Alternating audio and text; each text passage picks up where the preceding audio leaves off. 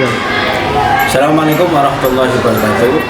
Nama saya Sohibul Arois. Saya mengajar di SMK Arududin Kadin Kambang, Jepara, Jawa Tengah. Saya mahasiswa PBG dalam jabatan angkatan 4 di Universitas PGRI Tanjung Malang. Saya hari ini akan melaksanakan kegiatan ujian kinerja guru yang saya hormati dosen penguji ujian kinerja. Hari ini saya akan melaksanakan ujian tersebut. Saya mohon untuk masukan dan sarannya untuk kegiatan ujian hari ini. Terima kasih. Assalamualaikum warahmatullahi wabarakatuh.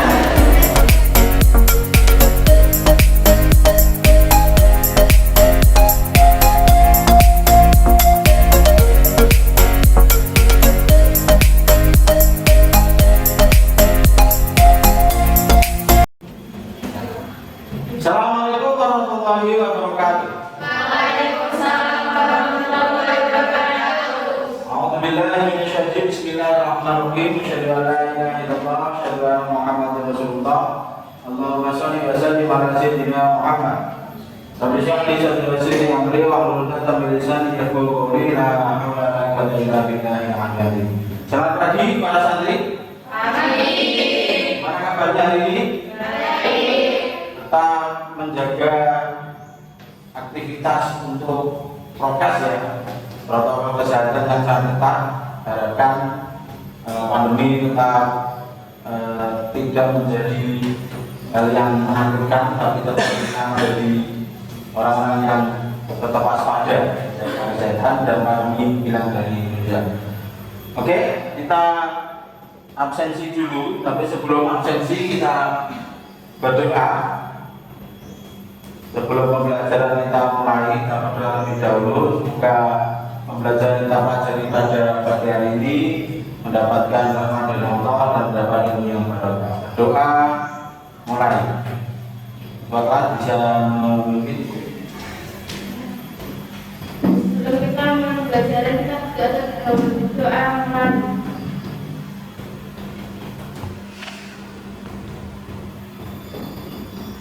berdoa selesai. Terima kasih. Untuk absensi pagi hari ini saya akan membacakan untuk yang hadir, bila hadir ya, untuk hadirah. Hadirnya Puspita Ningsih, Mifatul Khotia, Afriha, Amelia Indiani, Amira Sidki, Andri Husnu Murtima, Aura Sifa Salsabila, Sevira Dikandeli, yang terakhir Rizka Mela Putri, Tarisa Amelia Rizki, Nasiri Amri Rosada. Terima kasih untuk yang hadir pagi, yang belum hadir nanti dikondisikan ya. Oke, lanjut kita langsung saja. Ini adalah materi kita yang kedua di bab ketiga. Itu adalah membangun sikap selektif dalam menghadapi berbagai pengaruh kemajuan iptek. Ini sudah menjadi hal yang sangat familiar untuk kita. Ada istilah iptek, ada istilah teknologi juga. Ini memberikan pemahaman kepada kita bahwa SMK adalah bagian daripada teknologi dan perkembangannya. Ada yang bisa memberi gambaran yang dimaksud dengan sikap selektif? Perkenalkan, nama saya Benova. Membangun sikap selektif artinya dapat membangun sikap memilih dan juga menyeleksi berbagai pengaruh dari ilmu pengetahuan dan teknologi secara bertanggung jawab. Oke, terima kasih. Kita big applause kepada teman kita. Untuk cek screen ya, karena saya lihat agak kurang semangat untuk cek screen pagi hari ini. SMK Bisa. SMK Hebat. Vokasi Kuat.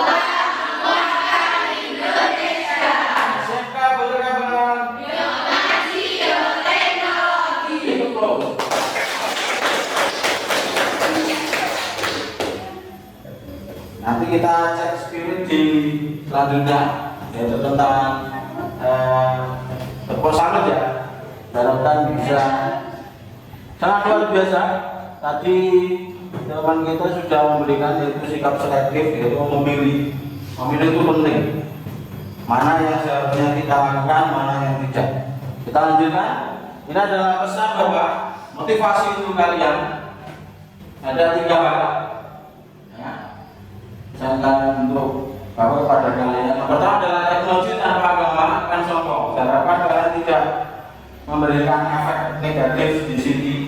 Karena apa? Istilah sombong di sini adalah kalian tidak menganggap adanya Tuhan. Dan cara tidak ada di sana. Yang kedua adalah teknologi tanpa nasionalisme akan lama. Kenapa?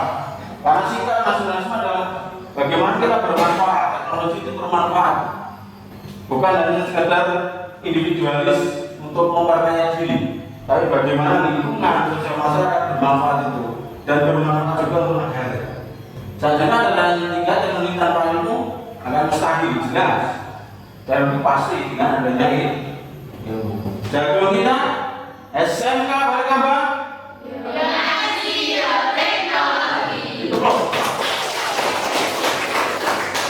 Selanjutnya adalah kompetensi dasar. Dan ini kantor utama kompetensi. Saya harapkan kalian bisa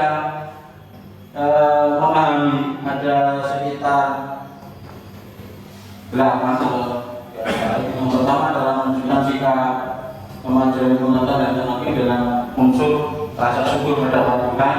Lalu adalah semangat seperti itu berpegang pada tanggung jawab, itu sikap selektif. Itu yang penting, karena pada teknologi adalah sekadar alat, tapi kita adalah pemegang otoritas itu untuk menggunakan. Selanjutnya saya mohon untuk berdiri, kita menyanyikan lagu nasional Padamu Hati.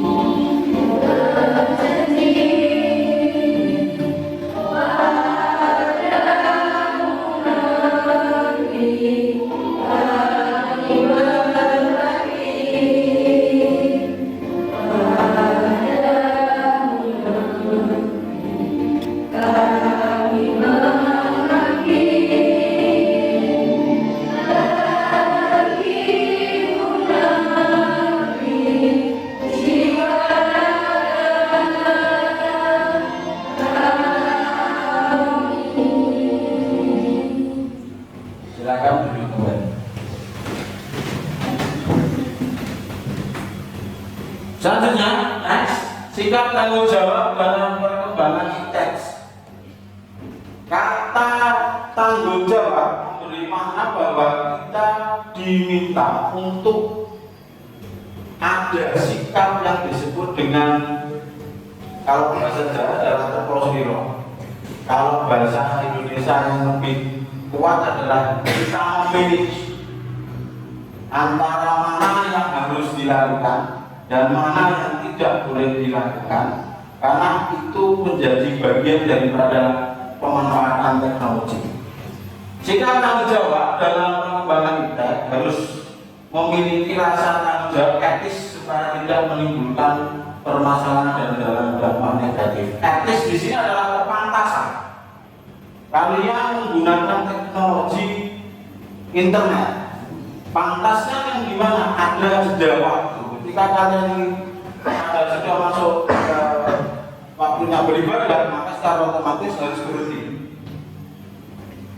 Karena banyak di antara teman-teman kita yang di luar pondok pesantren itu yang kecanduan game yang sudah melampaui batas sampai melupakan pribadi sebagai bagian daripada ibadah. Jadi sampai melupakan ibadah. Kenapa? Artinya apa? Iptek harus dikembangkan untuk kemaslahatan manusia, bukan untuk menyiksa atau mencelakakan manusia. Inilah unsur tanggung jawab itu. Berarti kita punya pengaruh di situ, punya pengaruh. Ketika kita memanfaatkan teknologi, secara otomatis kita juga bagaimana bisa teknologi itu bukan mempengaruhi kita, tapi bagaimana kita menggunakan teknologi untuk kemaslahatan, dimanfaatkan. Dan kita yang setir teknologi yang sudah teknologi, tapi kita adalah user, pemegang otoritas itu. Berarti kita tidak bisa dikendalikan, karena kita adalah human, manusia. Teknologi adalah sekedar benda. Selanjutnya, ini adalah tanggung jawab kita. Dari hal ini adalah sudah tertuang dalam unsur Pancasila, yaitu nilai-nilai luhur Pancasila itu sendiri. Tanggung jawab dalam pengembangan kita harus mempertimbangkan tanggung jawab kita yang pertama pada Tuhan. Maksudnya apa? Kita menggunakan teknologi, gitu kan? Itu harus ada tanggung jawabnya. Kita mengatakan, Pak, internet bagus. Kalau kalian gunakan untuk mencuri data, menggunakan untuk menghasut orang, kamu gunakan untuk mencelakakan orang lain, memfitnah dan sebagainya, bahkan membuat uang, itu adalah kamu juga bertentangan dengan unsur ketuhanan. Kenapa Pak? Kamu sekarang kalian merusak tatanan kehidupan yang sudah tertata rapi, dan kalian merusak itu dengan kejahatan-kejahatan yang berbentuk teknologi. Mungkin yang seharusnya bagaimana teknologi? Kalian beri informasi, kamu gunakan untuk menyebarkan ilmu, kamu gunakan untuk membangun sistem informasi yang terpadu, memberikan efek positif atas percepatan informasi. Itu yang seharusnya. Itu dapat istilah kita dalam pahala apa? Membantu orang dan memberikan pemahaman atas dasar ilmu. Yang seharusnya kemanusiaan jelas membentuk. Karena pengguna dari teknologi adalah manusia. Tujuannya untuk persatuan. Jelas. Tujuannya apa? Ketika koneksi internet, koneksi informasi, koneksi teknologi digunakan untuk mempererat persaudaraan, bahkan digunakan untuk saling memberikan informasi penguatan. Selanjutnya adalah kerakyatan dan keadilan. Keadilan jelas di situ. Dan keadilan adalah bagaimana kita tidak mencederai seseorang terhadap teknologi. Selanjutnya, sikap selektif terhadap pengaruh modalitas. Ada 3 alternatif yang bisa diambil oleh bangsa kita dalam menghadapi kemajuan kita. Ini harus. Yang pertama adalah menolak dengan tegas semua pengaruh kemajuan kita dalam kehidupan. Ada kalanya seperti itu. Teknologi apa Pak? Teknologi yang merusak dari tatanan kehidupan atau melanggar norma. Ini harus kita tolak.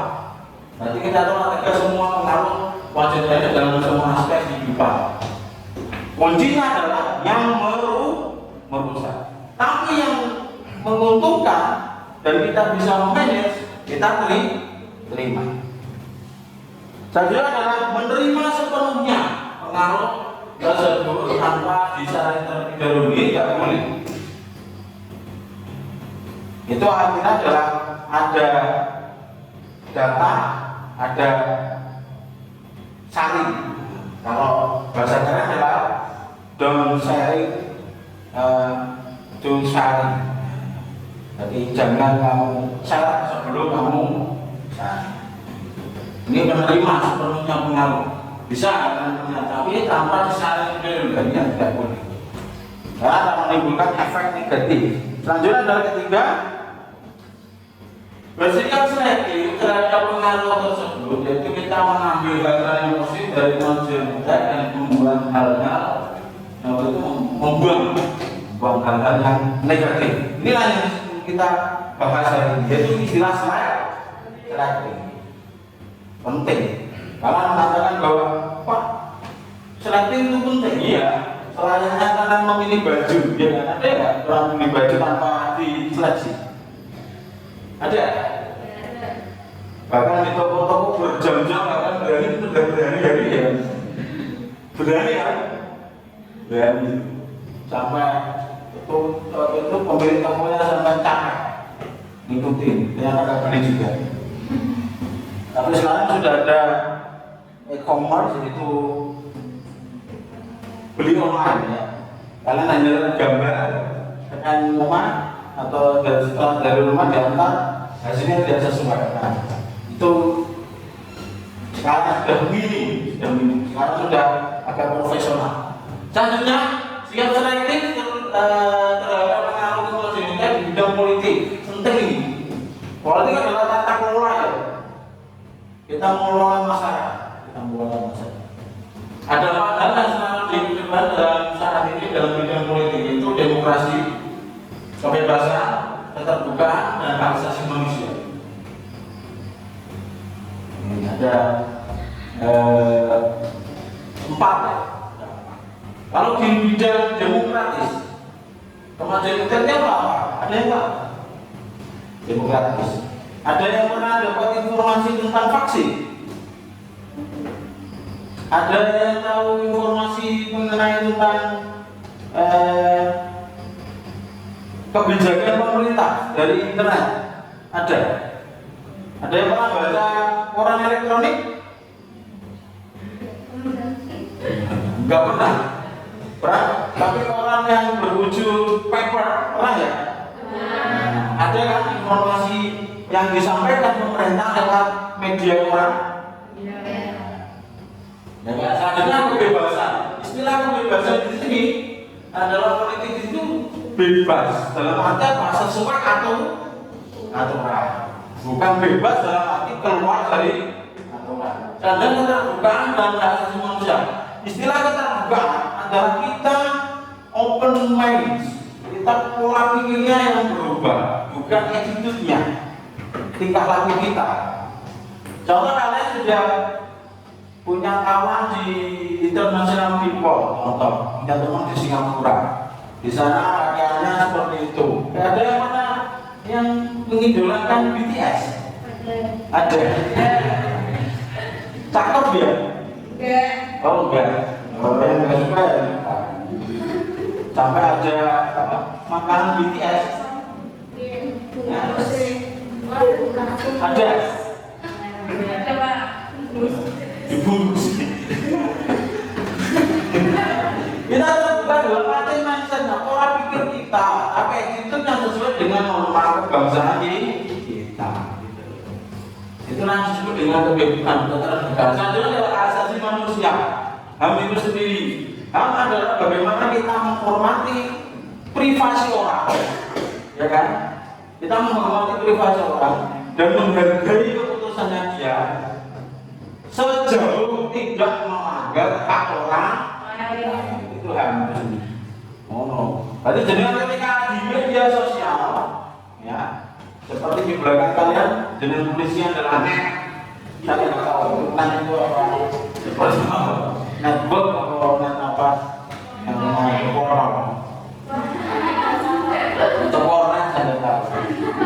Kalau dibilang internet, di dalam otak kita adalah media sosial, jelas. Kalau kita mendengar ada internet, ada media, adalah ketika ada kata internet, bisa nggak kita bisa mengatakan bahwa ini adalah peluang bisnis? Kita bisa nggak mengatakan bahwa ini adalah peluang saya untuk menjadi lebih cerdas, untuk memberikan efek bahwa kita lebih mendapatkan manfaat dari suatu informasi, percepatan informasi.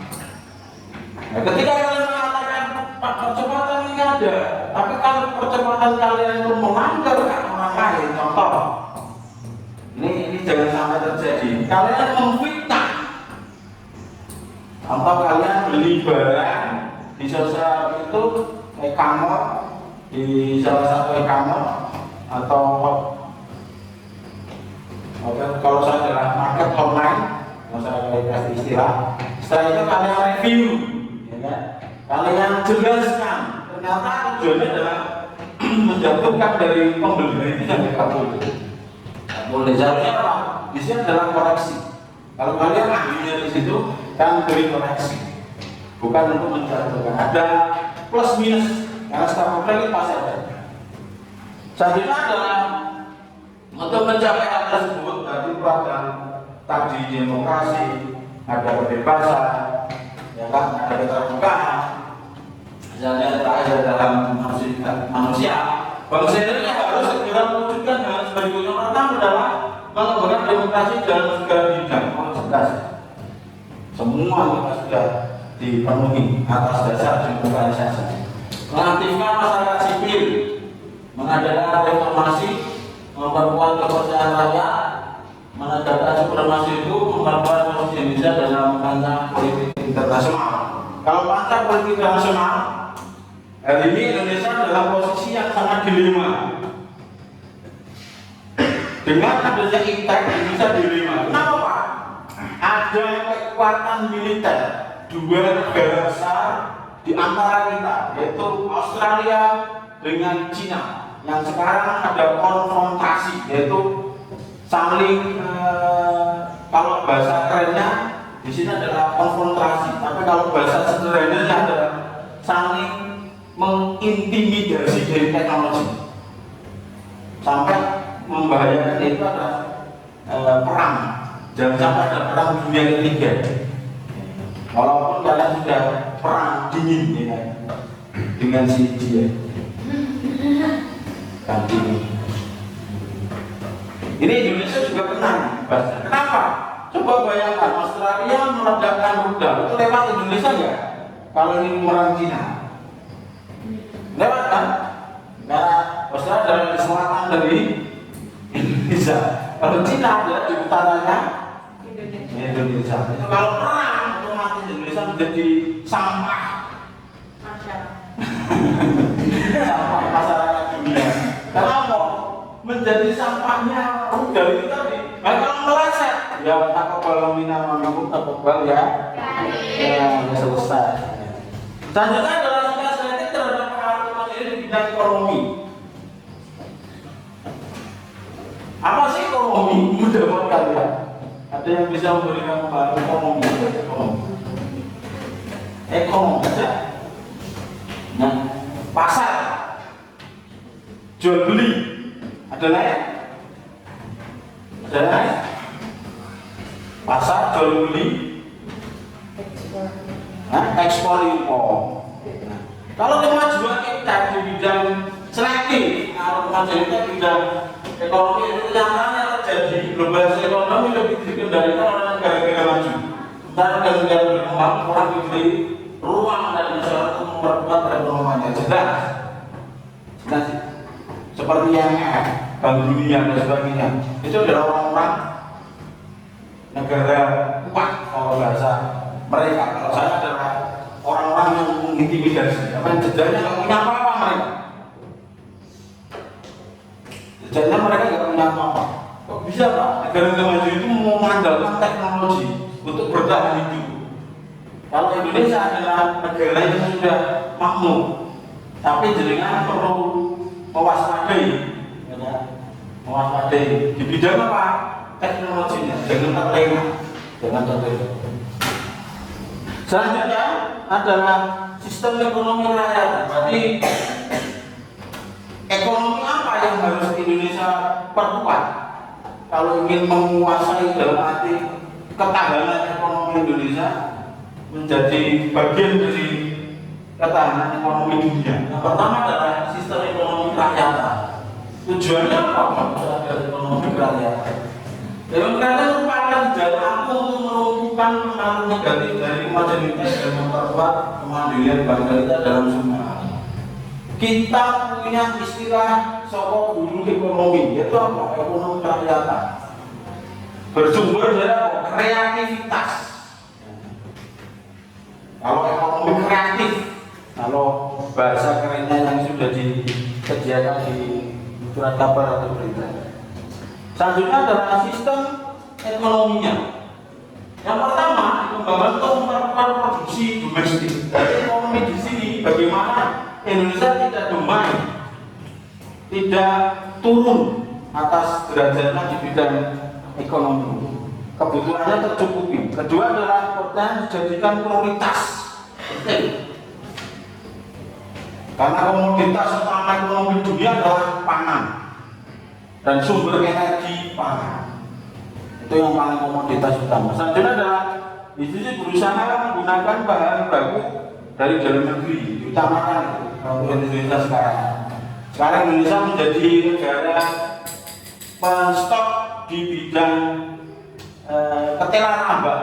Yang kedua adalah orang untuk mie orang Jepang. Tapi sebenarnya kita juga boleh kok tanam mie itu, nggak orang Jepang. Selanjutnya adalah tidak tergantung pada IMF, Bank Dunia atau WTO, atau bahasa kreditnya adalah maklar keuangan dunia. Rentenir dunia. Ini juga bisa kita ambil. Kita nggak harus berhutang untuk bergaya. Gaya banyak hutang. Mau untuk bilang-bilang. Selanjutnya dalam mempererat kerjasama. Ini apa? Kita harus ada sinkronisasi, ada simbiosis mutualisme, saling menguntungkan. Kita punya apa? Sumber daya alam. Kita harus transfer teknologi di bawah sini untuk mengolah bahan mentah menjadi bahan jadi, dan kita jual dalam konsep negara mandiri. Yang selanjutnya adalah diadakan perekonomian yang berorientasi pada kesejahteraan rakyat. Ini tujuan adanya ekonomi kerakyatan. Maksudnya apa? Rakyat dalam arti di sini adalah masyarakat bangsa Indonesia mandiri untuk memenuhi kebutuhan sendiri, bahkan bisa ekspor. Selanjutnya adalah sikap selektif dalam pengaruh kemajuan indeks di bidang sosial budaya. Saya ingin tanyakan, ada yang pernah melihat batiknya Afrika? Karena nggak pernah. Kalau negara-negara Afrika itu punya batik, dia punya batik, yaitu motif-motif alam. Kalau di Indonesia adalah motif abstraknya, tapi punya seni. Kalian pernah melihat batiknya Cina? Karena harus lihat. Cina itu punya batik sendiri, punya batik. Bukan Indonesia saja. Kalian pernah lihat batiknya Malaysia? Kalian yang lihat. Kenapa Pak? Ada unsur batik di sini adalah bukan milik kita dalam arti seninya, seni melukis kain. Kalau saya bilangnya gitu, nah bahasa kita atau istilah kita untuk melukis seni melukis kain itu disebut batik. Kalau mereka bisa dikatakan hal yang lain, itu seni melukis. Ada selanjutnya dibuat pakaian dan sebagainya. Selanjutnya, di antara pengaruh tersebut dalam hal gaya hidup, gaya pakaian, dasar kenikmatan hidup bermasyarakat dan semakin mudahnya mendapat informasi dari pengetahuan. Jelas sampai kalian bisa memahami bahwa hari ini ada apa. Hari ini itu ada informasi bencana Semeru, erupsi, mengeluarkan abu vulkanik panas. Semoga warga yang di sekitar Semeru terdampak diberi ketabahan dan perlindungan dari Allah. Selanjutnya, agar hal tersebut bersifat positif dan dapat diserap ke dalam budaya kehidupan kita sehari-hari, maka kita perlu menggunakan perubahan nilai perilaku. Maksudnya apa Pak? Ketika kalian mengatakan pengaruhnya atau selektifnya di bidang sosial budaya, dengan harus memiliki hal tersebut. Yang pertama, terbuka terhadap inovasi dan perubahan. Itu pasti terjadi. Sampai sekarang kalau mengatakan bahwa di bidang sosial budaya, identifikasi status kerja itu sekarang sudah berubah. Ya kan? Pekerjaan, nama pekerjaan sudah berubah. Dulu ada yang namanya pekerjaan penjaga tol, betul kan? Itu tol. BKT, bayar dan sebagainya. Sekarang nggak ada. Sekarang nggak ada. Sekarang sudah digantikan dengan e-tol atau kartu tol. Kalau kalian atau kayak kalian bepergian jauh, mungkin pernah. Ini budaya. dipengaruhi dari teknologi, dipengaruhi dari unsur ekonomi. Karena apa? Ekonomi adalah efektivitasnya di bidang kerja, keuntungannya yang melimpah. Itu yang mereka inginkan. Dan sekarang sudah pakai sistem robotik, betul kan? Sampai kalian mengatakan bahwa apakah nanti kita menganggur? Tidak, kita akan beralih.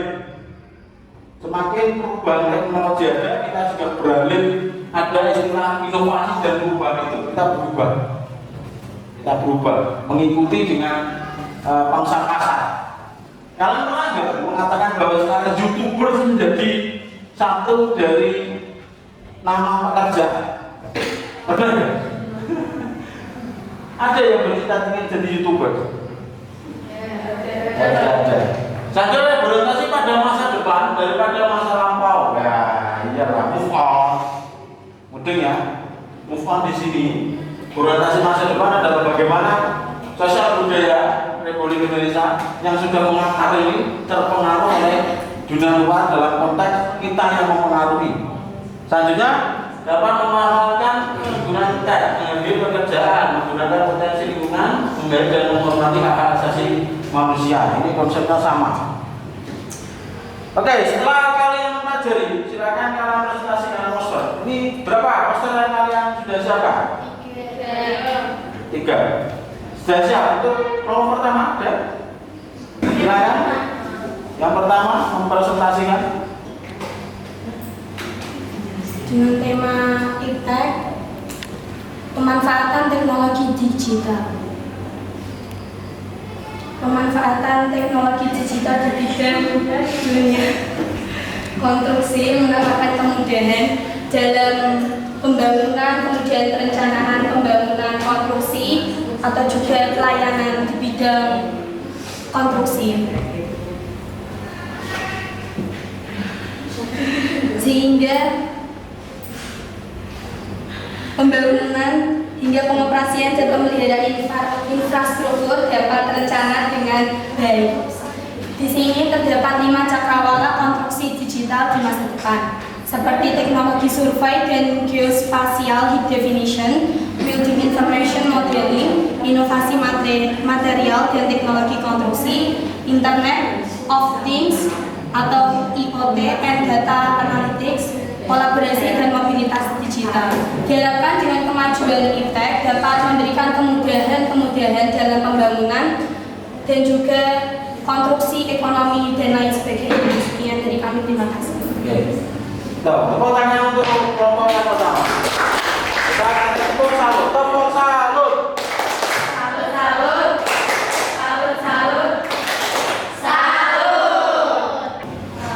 Di sini kita benar dalam bidang ekonomi, bahwasanya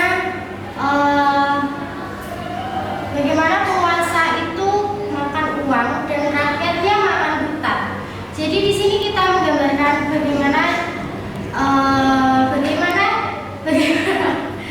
bagaimana biar penguasa itu bersikap adil. Jadi kita di sini menuliskan 3, contohnya 3 bergantung pada badan multilateral seperti Bank Indonesia, WTO dan IMF. Di sini kita menggambarkan ada penguasa yang makan uang negara dan rakyatnya makan hutang. Terima kasih. Sekian dari kami. Terima kasih untuk kelompok 2. Mikrofon. Pesannya jangan sampai kita yang berutang ya, tapi pemerintahnya yang makan uang itu. Korupsi. Kita kasih tepuk salut untuk kelompok 2. Tepuk salut.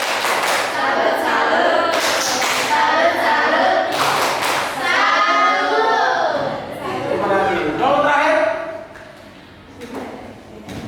Ketiga. Saya akan menjelaskan tentang gambar bumi sate. Jadi hoax merupakan dampak dari pengaruh iptek. Dampak dari pengaruh iptek. Jadi kita itu sebagai pelajar harus bisa sharing sebelum sharing, jangan sampai kita asal sharing gitu. Jangan sampai yang kita sering itu kita nggak tahu apa kebenarannya belum hoax atau enggak gitu. Terus kita itu harus bisa memilah sebelum memilih mana berita yang hoax, mana berita yang valid gitu loh Pak. Terima kasih. Sekian. Terima kasih untuk kelompok 3. Kita kasih tepuk tangan untuk kelompok 3. Tepuk satu.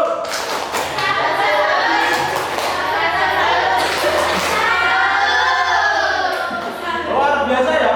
Ini poster bagus-bagus ini. Yang pertama adalah pembahasan lagi di bidang konstruksi. Bagus. Masa depan harus seperti itu. Terus. Yang kedua, ini menyindir pemerintah. Tapi nggak apa-apa. Ini adalah kritik sosial. Insya Allah nggak dikaji ke polisi kan. Yang selanjutnya adalah hoax. Hoax penting. Karena hoax adalah racun dari bencana informasi. Ya, terima kasih untuk yang sudah presentasi. Selanjutnya ini latihan. Nanti saya share untuk kalian, saya komunikasikan, nanti bisa dikumpulkan di tim juga untuk hasilnya. Selanjutnya refleksi. Apa yang kita pelajari hari ini? Selektif. Terhadap apa? Kita harus siap ya. Manfaat teknologi kita harus siap untuk selektif. Selanjutnya adalah ada materi yang belum dipahami. Itu kalian ada? Insya Allah sudah. Terus apa manfaat pelajaran ini? Ada yang tahu? Manfaatnya apa? Apa manfaat kita selektif?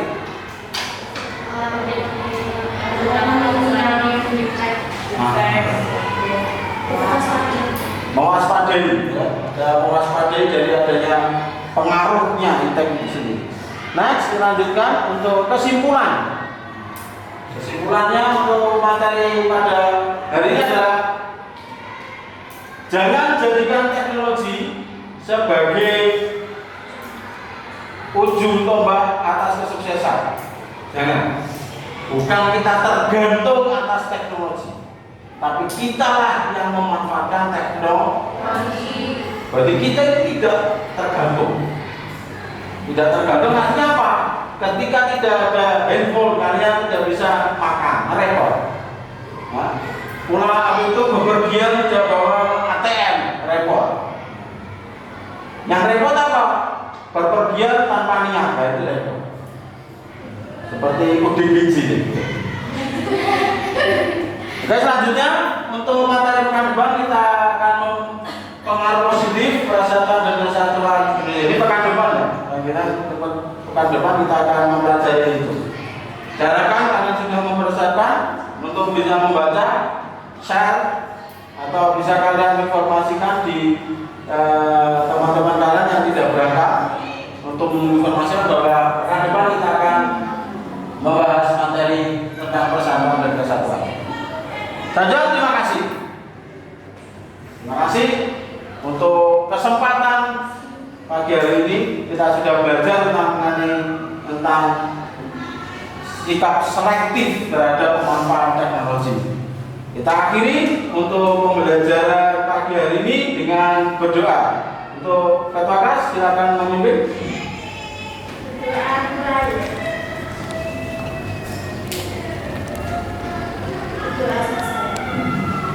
Terima kasih. Kita cek spirit untuk pagi hari ini, untuk kegiatan pembelajaran pagi hari ini. SMK bisa, SMK hebat, Bekasi kuat menguatkan Indonesia, SMK Balai Kambang inovasi bioteknologi. Big applause. Terima kasih untuk pagi hari ini. Kita ketemu di minggu depan atau pekan depan. Terima kasih telah meluangkan waktunya untuk kegiatan pembelajaran pagi hari ini. Assalamualaikum warahmatullahi wabarakatuh.